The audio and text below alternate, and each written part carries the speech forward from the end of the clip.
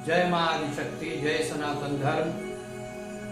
41 वर्षों के गायत्री साधना के अनुभवों में 1 करोड़ से ज्यादा गायत्री महामंत्र जप और 3500 से ज्यादा यज्ञों के संचालन के अनुभवों से गायत्री की प्रचंड शक्ति सामर्थ्य को मैंने बारंबार अनुभव किया है। और एक ऐसा ही अनुभव, एक चमत्कार आपके बीच रखने जा रहा हूं जो 1987 में हुआ था, जिसका राष्ट्रव्यापी प्रभाव पड़ा था। प्रतिवर्ष दैनिक गायत्री साधना, नवरात्रियों में अनुष्ठान के साथ साथ प्रतिवर्ष 40 दिन के 1.25 लाख गायत्री महामंत्र का अनुष्ठान भी मेरा चलता रहता है। आप सबके बीच में वह एक चमत्कारी घटना रखने जा रहा हूं। गायत्री साधना से सुख, शांति, सफलता और समृद्धि तो मिलती ही है। पूरे देश में भयंकर सूखे के समय गायत्री यज्ञ और परम पूज्य गुरुदेव की कृपा से भारी वर्षा कराने का चमत्कार। पिछले संदेशों में आपने पढ़ा कि किस तरह मां गायत्री की साधना आराधना करने से साधक को यश, कीर्ति, मान सम्मान की प्राप्ति होती है। अब आगे पढ़ें। 1987 में पूरे देश में भयंकर सूखा पड़ा था। ऐसे में गायत्री यज्ञ कराने से वर्षा कैसे हुई? मित्रों, मैं भारतीय वायुसेना केंद्र जामनगर में पोस्टेड था। अपनी सर्विस ड्यूटी के अतिरिक्त वहां केंद्र में स्थित राधा कृष्ण मंदिर में भी पूजा अर्चा का दायित्व मुझे सौंप दिया गया था। मेरे कार्यक्रमों, संगीत, प्रवचन, कथा, सत्संग आदि से वहां सभी लोग अत्यंत प्रभावित थे। वर्ष 1987 में मैं 15 वर्ष सेवा के बाद वायुसेना से अवकाश, रिटायरमेंट लेने की तैयारी में था, क्योंकि गांव में वयोवृद्ध माता पिता थे और मैं उनका अकेला पुत्र था। अतः गांव में रहकर इस अवस्था में उनकी सेवा करना चाहता था। हालांकि मेरा दुर्भाग्य रहा कि सितंबर 1987 में मेरे घर आने के पूर्व ही गुरु पूर्णिमा जुलाई 1987 में ही मेरे पिता का स्वर्गवास हुआ।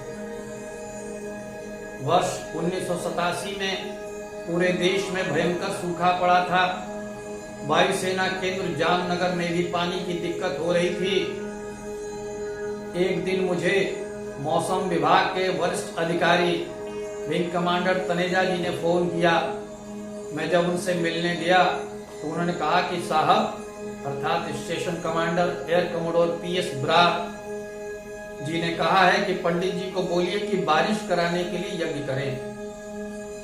विंग कमांडर तनेजा मंदिर समिति के अध्यक्ष थे और एयर कमोडोर PS ब्रार साहब सिख थे। वे बाद में vice chief of air staff के पद पर एयर मार्शल के रैंक से रिटायर हुए। UPA सरकार में वे प्रधानमंत्री के सुरक्षा सलाहकार समिति में भी थे। जब तनेजा साहब ने ऐसा कहा तो मैं उलझन में पड़ गया। मैं 2-4 दिन बाद ही 1 महीने की छुट्टी पर जाने वाला था और मैंने कभी इस तरह का यज्ञ भी नहीं किया था जिसमें विशिष्ट उद्देश्य, विधि विधान और विशिष्ट मंत्रों की आहुति आदि होती। मैंने स्पष्ट कह दिया कि मुझे उसके विधि विधान की जानकारी नहीं है। सुना है कि आज समाज में कुछ लोग उसकी जानकारी रखते हैं। गायत्री यज्ञ में तो हम ईश्वर से जन कल्याण हेतु प्रार्थना करते हैं और वैसे भी मैं 2-4 दिन बाद ही छुट्टी पर भी जाने वाला हूँ। ऐसा कहकर मैं अपने सिग्नल सेक्शन वापस आ गया और 2-4 दिन बाद 1 माह की छुट्टी में अपने गांव आ गया। 1 माह की छुट्टी के बाद जामनगर पहुंचा। सफर के थके हारे थे। पत्नी ने भोजन बनाया। भोजन कर ही रहा था कि मंदिर समिति के 3-4 पदाधिकारी तनेजा साहब के साथ पहुंच गए। आते ही उन्होंने फरमान सुना दिया, स्टेशन कमांडर का आदेश है कि आप बारिश कराने के लिए प्रार्थना ही करें, परंतु यज्ञ अवश्य करें। अगले शनिवार रविवार की डेट भी उन्होंने तय कर दी थी। अब मेरे पास कोई बचने का उपाय नहीं रह गया था। शायद माँ गायत्री और परम पूज्य गुरुदेव मुझे और यश कीर्ति प्रदान करवाना चाहते थे। मैंने उन लोगों को 9 कुंडीय गायत्री यज्ञ की पूजन सामग्री की सूची बनाकर दे दी और व्यवस्था बनाने को कह दिया। मुझे ये भी निर्देश था कि यज्ञ के आचार्य आप ही रहेंगे, बाहर से किसी को नहीं बुलाना। मैंने फिर तुरंत एक अर्जेंट पत्र अपने परम पूज्य गुरुदेव वेदमूर्ति तपोनिष्ठ पंडित श्री राम शर्मा आचार्य जी, संस्थापक अखिल विश्व गायत्री परिवार शांति कुंज हरिद्वार को लिखा और निवेदन किया कि गुरुदेव मुझे तो आदेश मिला है, मैं तो कुछ नहीं जानता, अब सब कुछ आप ही के हाथ में है। मित्रों, प्रातः लगभग 7 बजे से यज्ञ प्रारंभ किया। पंचतत्व वेदी सर्वतोभद्र वेदी पर 33 कोटि देवताओं का वैदिक मंत्रों से आवाहन पूजन करने के बाद गायत्री महामंत्र, महामृत्युंजय मंत्र और अन्य वैदिक मंत्रों की आहुतियां दिलवाई गईं।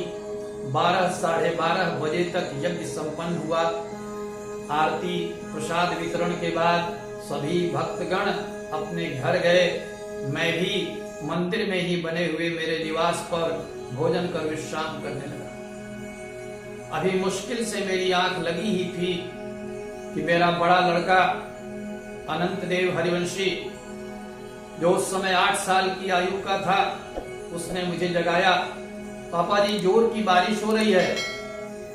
मैं दौड़कर यज्ञ स्थल पर गया, सब वस्तुओं को संभालने लगा। करीब आधा घंटा वायुसेना केंद्र और उसके आसपास अच्छी बारिश हुई। सभी जगह लोग आश्चर्य में थे कि पंडित जी ने यज्ञ करके बारिश करवा दी।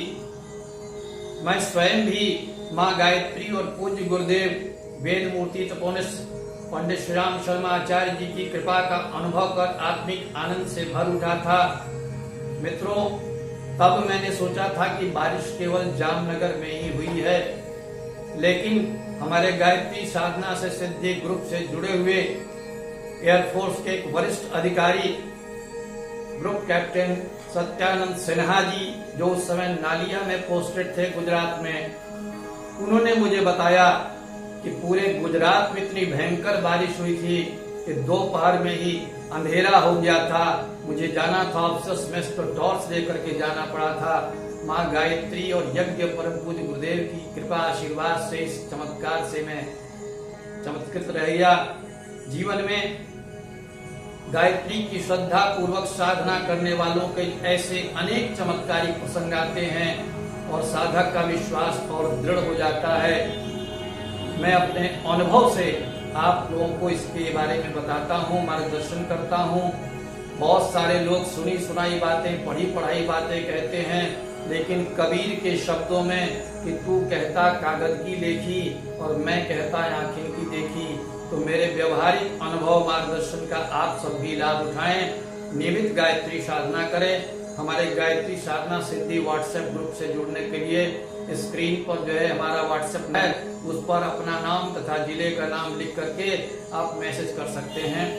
इसीलिए श्री सत्य सनातन धर्म में हमारे ऋषियों ने गायत्री महामंत्र जप को अनिवार्य बताया है, पर दुर्भाग्य है कि आज अधिकांश हिंदू इसे भूलकर दुर्भाग्य को आमंत्रित कर रहे हैं। जय गायत्री माता, जय सनातन।